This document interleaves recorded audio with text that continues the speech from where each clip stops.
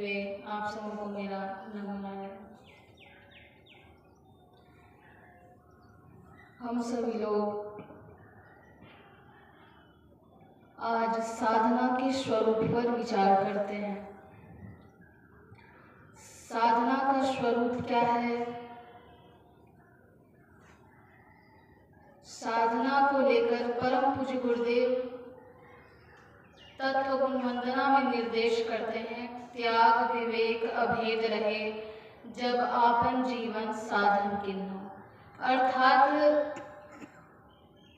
सभी अभेदों का त्याग पूर्वक निर्भेद आत्मा में जब अवस्थिति हो जाती है तब उसे हम साधना कहते हैं। साधना का जो मुख्य प्रयोजन है वह है आत्मस्थिति को प्राप्त करना। परम पूज्य गुरुदेव ने साधना को लेकर 4 सिद्धांत निर्धारित किए हैं। पहला है स्वास्थ्य, दूसरा है शांति, तीसरा है शून्य और चौथा है सत्य।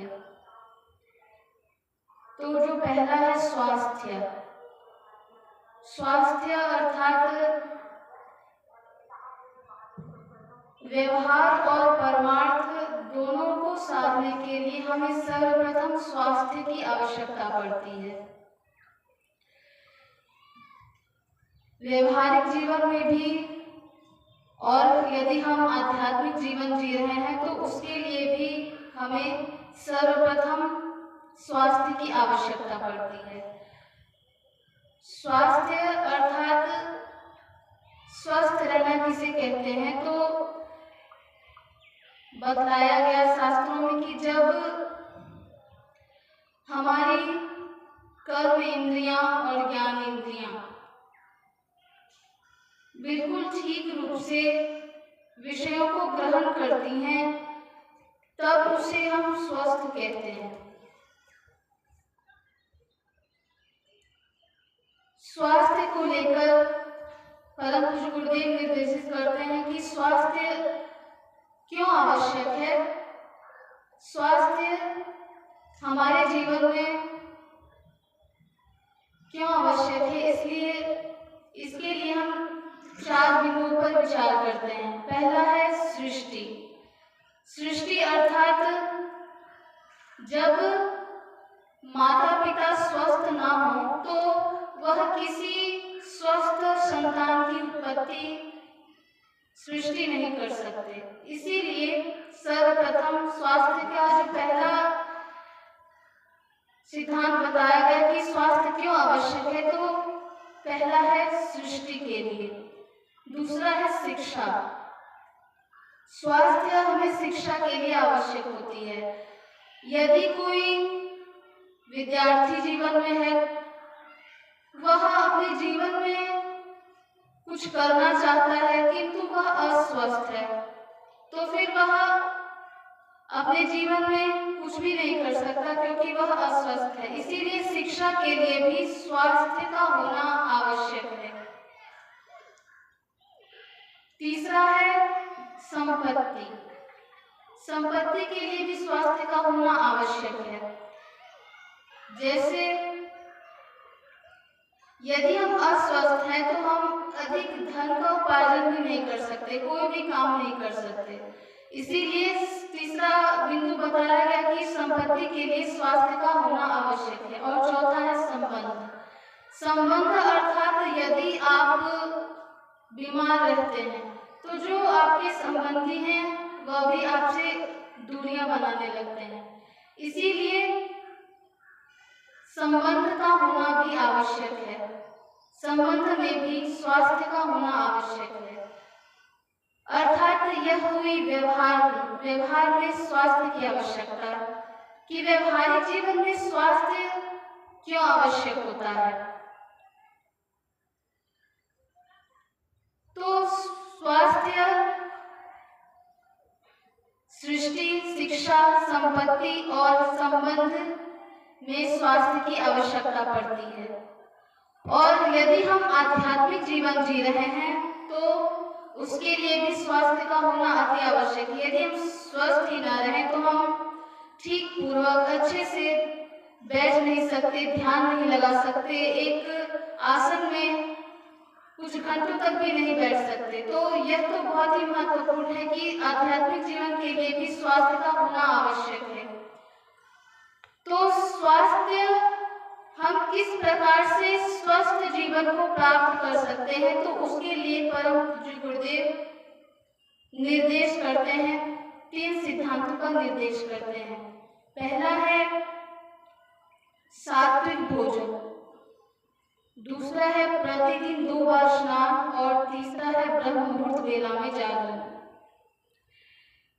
सात्विक भोजन कहने का अर्थ है कि हम किस प्रकार के भोजन को सात्विक कह सकते हैं। तो सात्विक कहने का अर्थ है कि जो 3 प्रकार के दोषों से रहित हो, तब उसे हम सात्विक भोजन कहते हैं। पहला दोष है जाति दोष।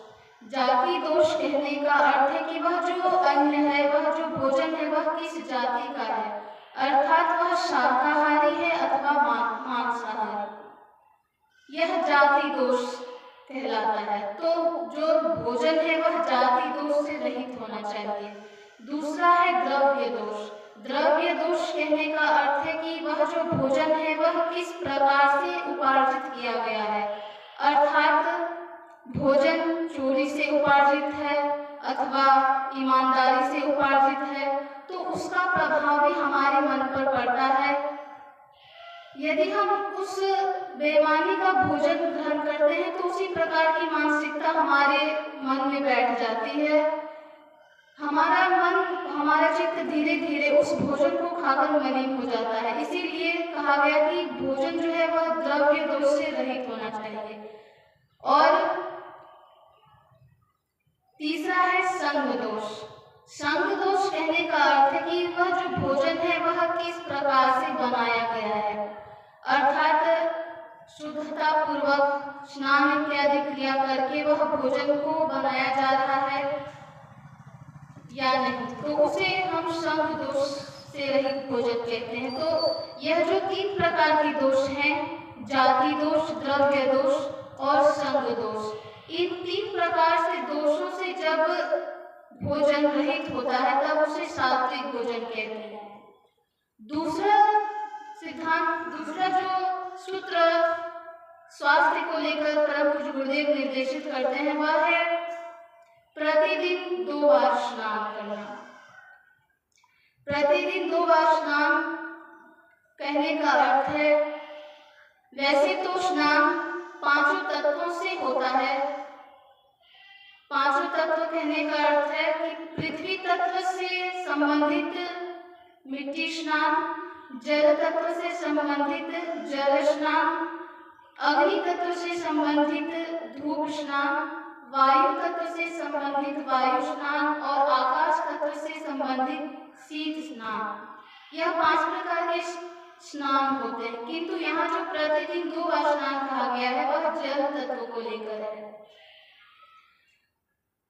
प्रतिदिन 2 बार स्नान करना, हमारे शास्त्रों में बताया गया कि यह जो हमारा शरीर है, हमारे शरीर में 9 प्रकार के द्वार होते हैं और यह जो 9 प्रकार के द्वार है उससे निरंतर ही मल का त्याग होते रहता है, इसीलिए वह मलिन हो जाता है। और जब तक हम स्नान न करें तब तक हमारे शरीर की शुद्धि नहीं होती है। तो स्नान इत्यादि करने के बाद ही हम पूजा इत्यादि कार्यों को कर सकते हैं। तो इसीलिए स्नान की महत्ता बताई गई है। देवी भागवत में बताया गया कि यदि कोई स्नान करने के पूर्व भोजन को ग्रहण कर लेता है तो वह जो भोजन है वह विष्टा के समान कहलाता है। यदि कोई स्नान करने के पूर्व भाषण करता है तो वह भाषण गाली के समान कहलाता है। और यदि कोई स्नान करने के पूर्व पूजा इत्यादि कार्य कर लेता है तब वह देव निंदा कहलाता है। और यदि हम स्नान करने के पूर्व चाय इत्यादि का सेवन कर लेते हैं तो वह मूत्र के समान कहलाता है। यह देवी भागवत में बतलाया गया। तो इस प्रकार से स्नान की महत्ता बतलाई गई है। परम पूज्य गुरुदेव कहते हैं कि प्रतिदिन 2 बार स्नान करना।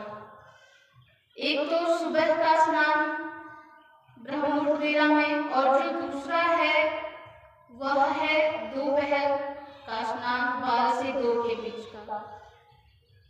तो उससे जो 12 से 2 के बीच जब सूर्य मध्य में होता है, उस समय स्नान करने से हमारे जो शरीर में जितने भी कीटाणु होते हैं वह नष्ट हो जाते हैं। तीसरा सूत्र स्वास्थ्य को लेकर बताया गया, वह है ब्रह्म मुहूर्त बेला में जागरण। ब्रह्म मुहूर्त बेला में जागरण कहने का अर्थ है कि सूर्योदय से 2.5 घंटे पूर्व का जो समय है वह ब्रह्म मुहूर्त बेला कहलाता है। उस ब्रह्म मुहूर्त बेला में जागरण करना, जागरण करने से हमारा जो शरीर है, मतलब हमारे शरीर में जितने भी प्रकार की बीमारियां हैं वह सब खत्म हो जाती है। सुबह की ताजी खुली हवा है 100 रोगों की एक दवा। तो इस प्रकार से स्वास्थ्य को लेकर हम अपने जीवन में हम अपने आप को स्वस्थ किस प्रकार से रख पाते हैं, तो उसके लिए यह 3 प्रकार के सूत्र बताए गए। पहला है सात्विक भोजन, दूसरा है प्रतिदिन 2 बार स्नान, और तीसरा है ब्रह्म मुहूर्त बेला में जागरण। अब जो दूसरा साधना को लेकर दूसरा सिद्धांत है वह है शांति।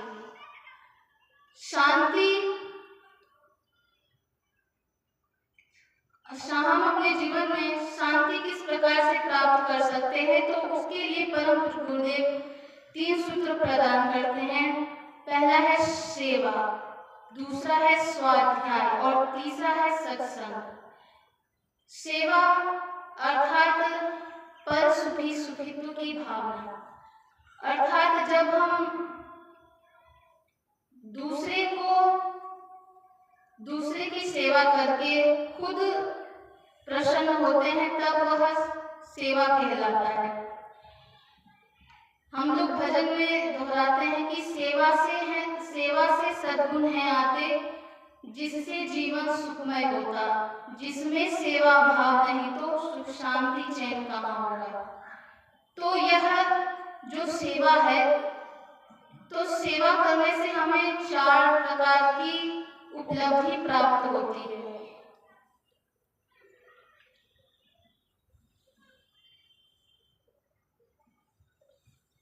यश, विद्या,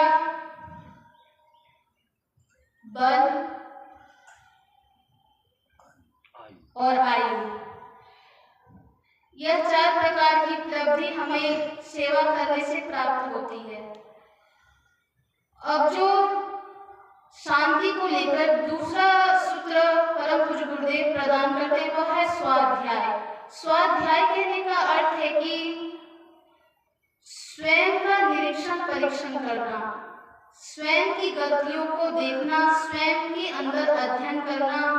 किंतु यह ध्यान में रखना चाहिए कि हम जब स्वयं का अध्ययन करते हैं तो वह स्वयं से नहीं होता। स्वयं का निरीक्षण करने के लिए हमें आवश्यकता पड़ती है गुरु की और शास्त्रों की। तो गुरु और शास्त्र के मार्ग निर्देशन में जब हम स्वयं का अध्ययन करते हैं, स्वयं का निरीक्षण करते हैं, तब वह स्वाध्याय कहलाता है। शांति को लेकर तीसरा जो सूत्र परम पूज्य गुरुदेव प्रदान करते हैं वह है सत्संग। सत्संग अर्थात संत का संग करना। सत्संग 3 प्रकार का होता है। पहला है संत वाणी का श्रवण करना, सत्संग कहलाता है।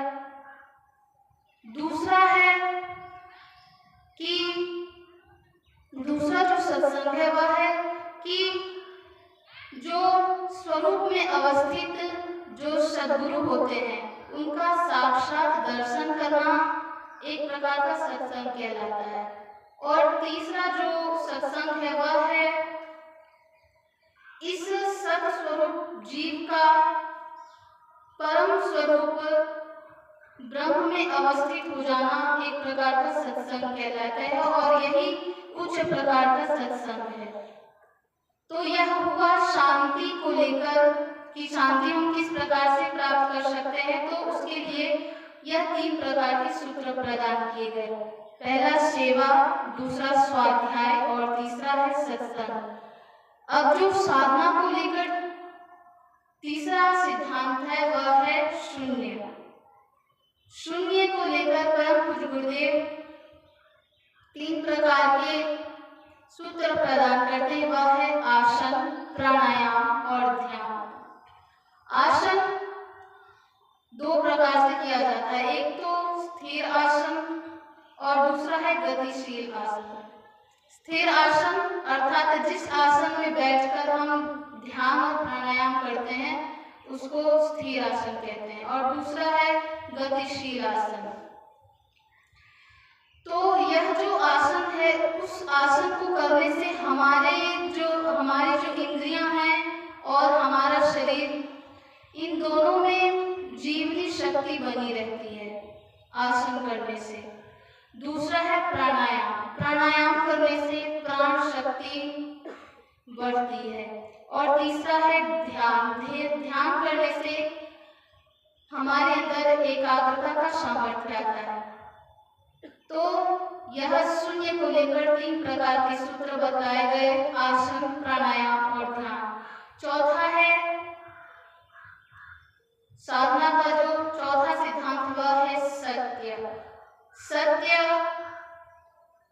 अब हम इस सत्य में किस प्रकार से अवस्थित हो सकते हैं, तो उसके लिए परम पूज्य गुरुदेव कहते हैं कि इसके लिए भी 3 सूत्र हैं। पहला है ब्रह्मचर्य, दूसरा है उपवास और तीसरा है एकांत। इस प्रकार से हम सत्य में अवस्थित हो पाते हैं। तो साधना का जो चारों सिद्धांत है, स्वास्थ्य से लेकर सत्य तक, स्वास्थ्य, शांति, शून्य को करते हुए हम जो चौथा सिद्धांत है वह सत्य में किस प्रकार से अवस्थित हो पाते हैं और उसकी विधि किस प्रकार से है, किस प्रकार से हम उन सारे विधियों पर, उन सूत्रों पे चलकर परम तत्व जो सत्य तत्व ब्रह्म है उसमें अवस्थित हो पाते हैं, उस पर हमने विचार किया।